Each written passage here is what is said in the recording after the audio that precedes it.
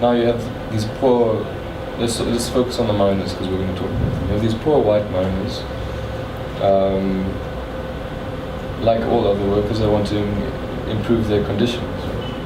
But these Smuts and Botha and the South African Party are now in an alliance with the mining capital, the mining bosses, to keep wages low. So now there's this conflict within the white population, especially if you consider that Smuts and Botha were generals of the Boers. They were leaders of the Boers. They were heroes during this war, and now suddenly a whole lot of the families who they led into the war are now miners and are living in these conditions, and they're kind of clashing with the situation, which is being led by their former leader.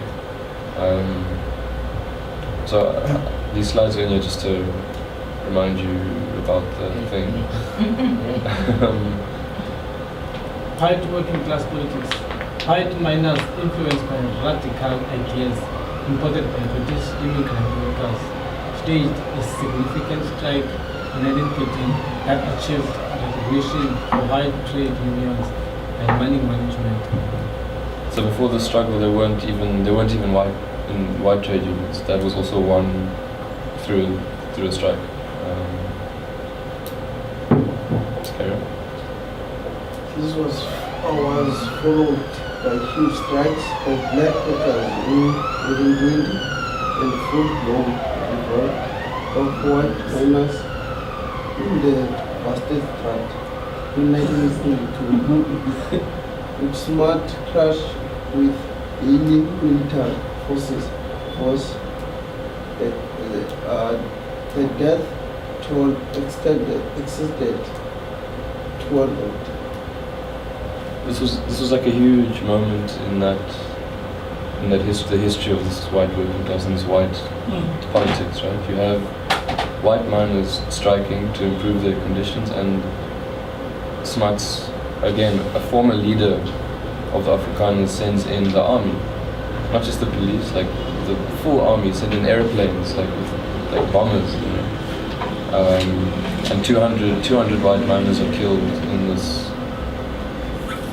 this revolt, which is, I mean, I don't want to, I'm nervous of these kinds of analogies, but it's like you could describe it as like the Marikana of that time.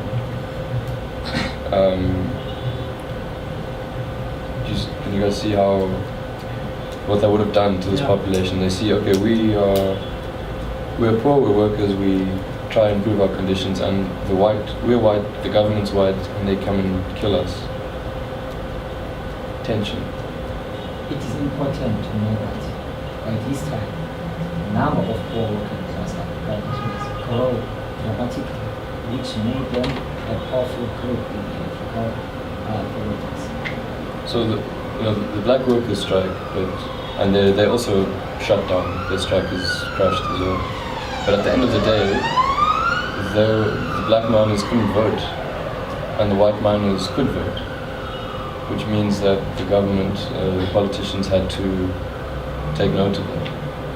This is a photo of during that revolt where the workers were striking and the government sent in the army to break the strike.